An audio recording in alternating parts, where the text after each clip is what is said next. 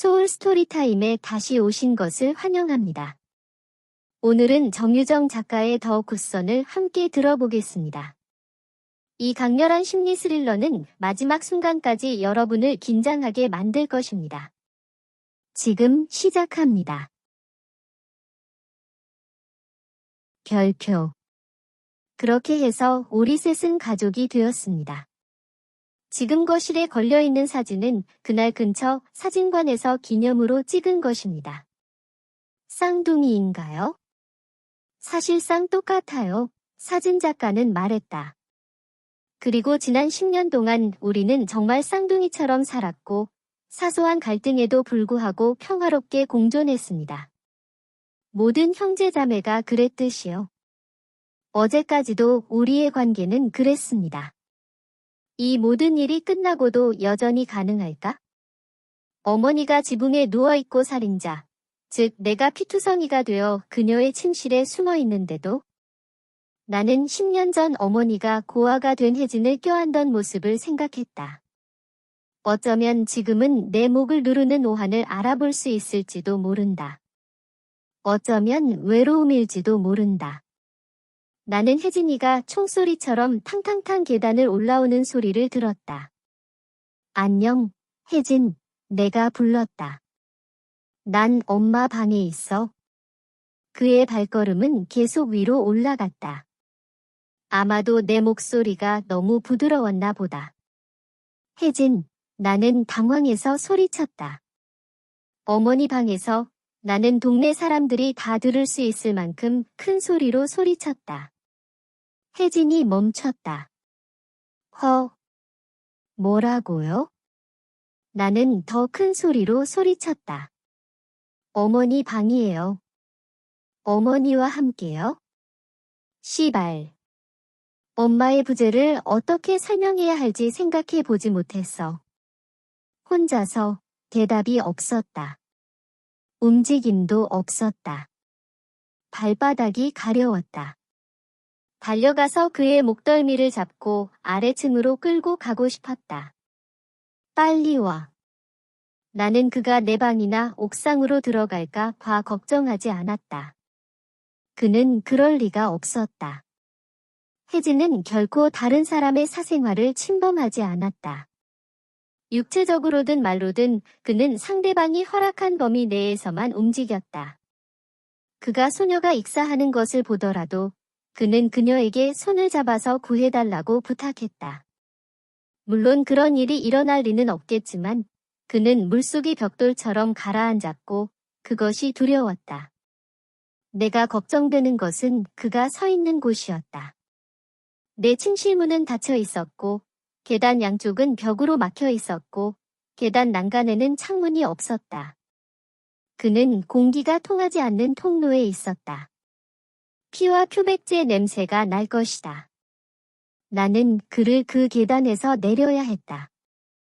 나는 그의 즉각적인 도움이 필요한 것처럼 소리쳤다. 청소 중이야. 빨리. 마침내 그는 움직였다. 한 걸음, 또 한 걸음, 그리고 몇 걸음. 그가 어머니 방문에 다가갔을 때 나는 문이 잠겨있지 않다는 것을 깨달았다. 젠장. 나는 손을 뻗어 혜진이가 문을 열려고 할 때와 동시에 문을 잠갔다. 내가 아마 10분의 1초 더 빨랐을 것이다. 자물쇠가 딸각거렸다.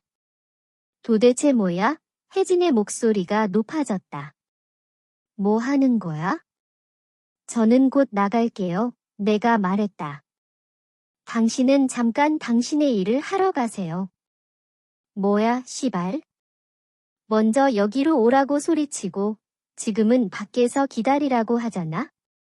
방금 옷을 벗었어요. 샤워하러 갈게요. 그래서? 나는 대답하지 않았다. 내 행동에 대한 설명이 없었으므로 아무 말도 하지 않는 것이 최선이었다. 어쨌든 왜 여기서 샤워를 하고 있는 거야? 내 것은 고장났어요. 아, 엄마는 어디 계시나요? 그녀는 교회 수양회에 갔어요. 정말 그렇다면 정말 좋을 텐데 그러면 혜진이가 무슨 일이 일어났는지에 대해 걱정하거나 스트레스를 받을 필요가 없을 테니까. 그거 정말 막판이네. 전화했을 때 아무 말도 안 했어. 그는 중얼거렸다. 나는 이걸 완전히 잊었다. 입에서 나오는 모든 단어를 신중하게 선택해야 하는 게 싫었다. 오늘 아침 아래층으로 내려왔을 때야 알게 됐어. 냉장고에 메모가 있었어. 아, 혜진이 갑자기 안심한 듯 말했다. 내가 모르는 걸 알고 있었나? 왜 창문이 다 열려 있는 거야? 저는 집 전체를 청소했습니다. 엄마는 제가 돌아올 때까지 모든 것을 반짝반짝하게 만들어야 한다는 메모를 남겼습니다. 그는 문을 두드렸다. 열어. 이걸 이야기하려고 하는 건 말도 안 돼. 복도에 열쇠 캐비닛 에는 집의 모든 방의 열쇠가 있었습니다. 혜진이 원한다면 어머니 방의 열쇠를 가져올 수 있었습니다. 나는 그가 그러지 않기를 바랐습니다. 잠깐만요. 알겠어요. 내들리는 짜증을 가리기 위해 나는 재빨리 덧붙여 말했다. 창문을 닫지 마세요. 그렇지 않으면 그 장소가 표백제 냄새가 날 거예요. 그럼 왜 표백제를 썼어? 세탁실에 세척제가 엄청 많아. 넌 아무것도 청소한 적이 없으니까 모를 거야? 나는 입술 안쪽을 깨물었다. 잠깐만 쉬게 해줘. 그런데 코실레에선 내 휴대전화를 찾을 수 없었어. 젠장. 그는 포기하지 않았어. 어쩌면 다른 곳에 두고 온 거겠지? 집에 가는 길에 얀지제에 들렀어? 나는 무슨 말을 해야 할지 몰랐다. 아. 사실 내 방에서 발견했어요. 잠깐의 침묵. 나는 그의 입에서 터져나오려는 강의를 거의 들을 수 있었다. 방금 침대와 침대 옆 탁자 사이로 떨어진 걸 봤어요. 혜진이 마침내 짜증을 냈다. 진짜? 그럼 왜 나한테 전화 안 했어? 나는 대답하지 않았다. 그를 화나게 하는 것이 설명하는 것보다 쉬웠다. 혜진은 싸우거나 논쟁하지 않았다. 그가 정말 화가 났다면 그는 상대방을 용서할 준비가 될 때까지 그 사람에게 차가운 어깨를 주었다. 지금 당장 내가 필요한 것은 그가 나에게 말을 걸지 않는 것이었다. 나는 모든 것을 다 처리할 때까지 대립을 피해야 했다. 나는 문 뒤에 서서 귀를 문에 붙이고 그가 떠나기를 기다렸다. 다행히 오래 걸리지 않았다. 그가 창문을 닫는 소리가 들렸다. 내가 창문을 열어두라고 한 걸 잊은 걸까? 아니면 그냥 화가 난 걸 보여주려고 그런 걸까? 몇 분 후, 나는 그의 방문이 열리는 소리를 들었습니다. 그러고 나서 닫았다. 마침내. 그는 가방을 책상 위에 놓고 편안한 옷으로 갈아입고 거실로 다시 나왔다. 1분도 걸리지 않았지만 내가 위층으로 달려가기에 충분한 시간이었다. 나는 문을 열었다. 방을 청소하고 샤워를 하는데 30분만 있으면 되었다. 캐비닛에서 열쇠를 꺼내어 어머니의 방을 잠그고 기회가 되면 청소할 수 있었다. 혜진이 옷을 갈아입지 않고 방에서 나올 줄은 몰랐다. 내가 발을 내딛자마자 그의 문이 활짝 열렸고 나는 후퇴할 수밖에 없었다. 그가 주방으로 향하는 소리가 들렸다. 뭔가 덜커덕거리는 소리가 들렸다. 접시나 컵이었을 것이다. 커피를 내리고 있는 걸까? 라면을 또 만들고 있는 걸까?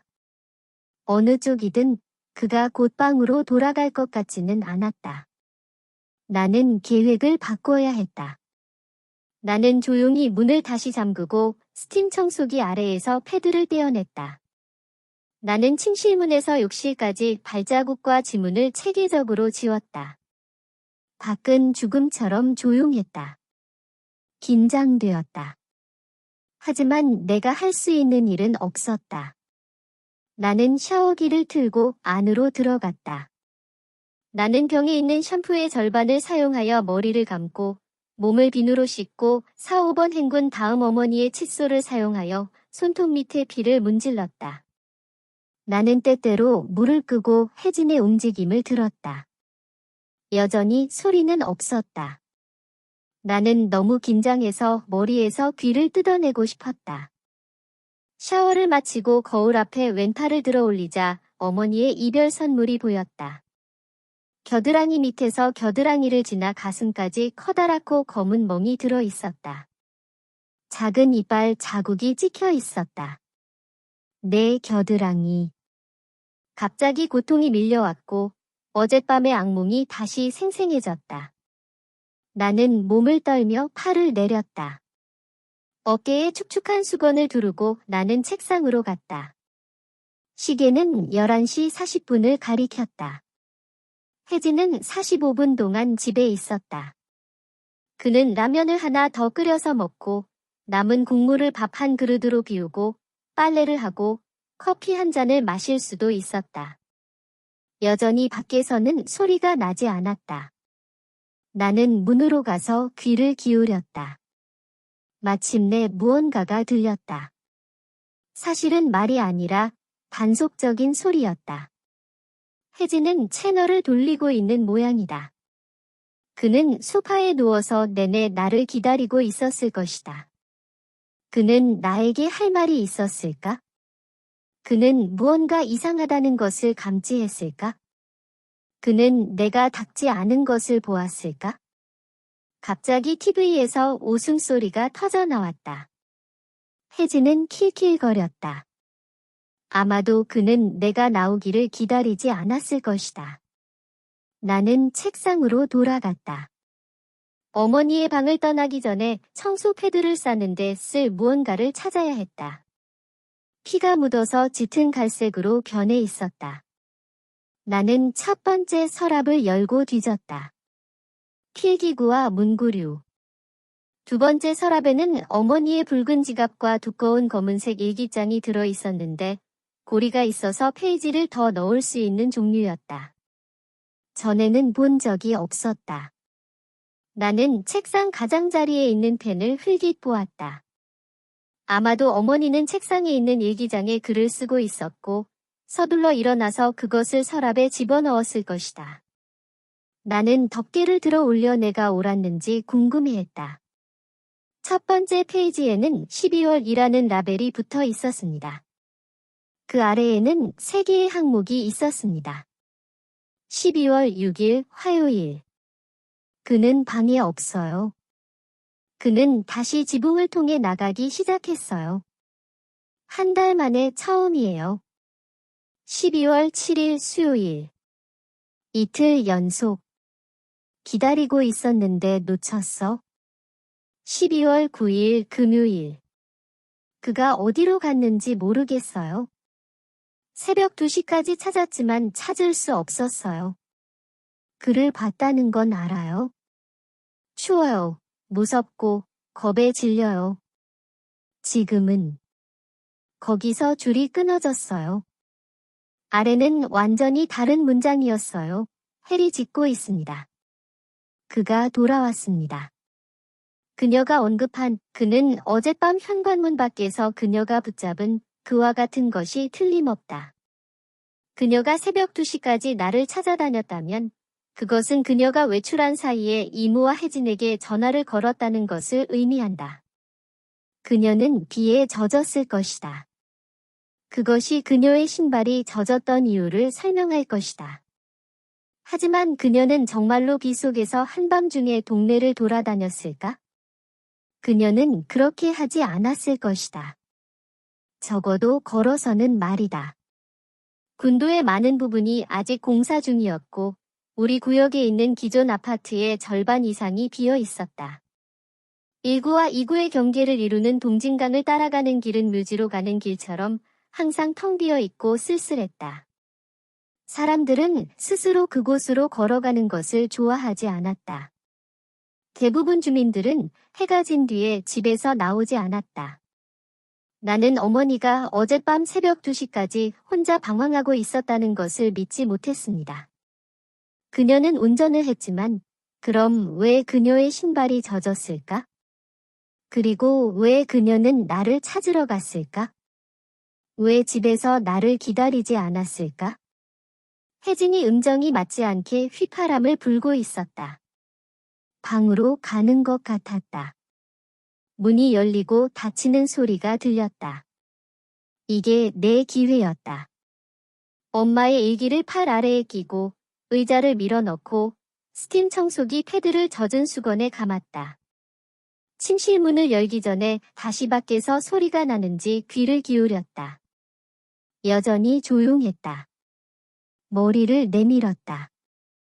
아무것도 없었다. 나는 재빨리 나가 문을 닫았다. 나는 계단을 향해 돌진했고 한 번에 몇 걸음씩 내딛었다. 엄마의 욕실은 깨끗했을까? 혜진이가 그녀의 방에 들어왔을 때 의심을 살 만한 흔적이나 물건을 남겼을까? 나는 내가 할 수 있는 한 청소를 했다고 확신했지만 나는 열쇠를 가져와서 만약을 대비해 문을 잠갔다. 소울 스토리타임을 시청해주셔서 감사합니다. 오늘의 이야기가 마음에 드셨다면 좋아요와 구독을 눌러주세요. 매주 별표 월요일, 수요일, 목요일, 토요일 별표의 새로운 이야기로 찾아뵙겠습니다. 다음 이야기까지 행복한 시간 보내세요. 그럼 안녕.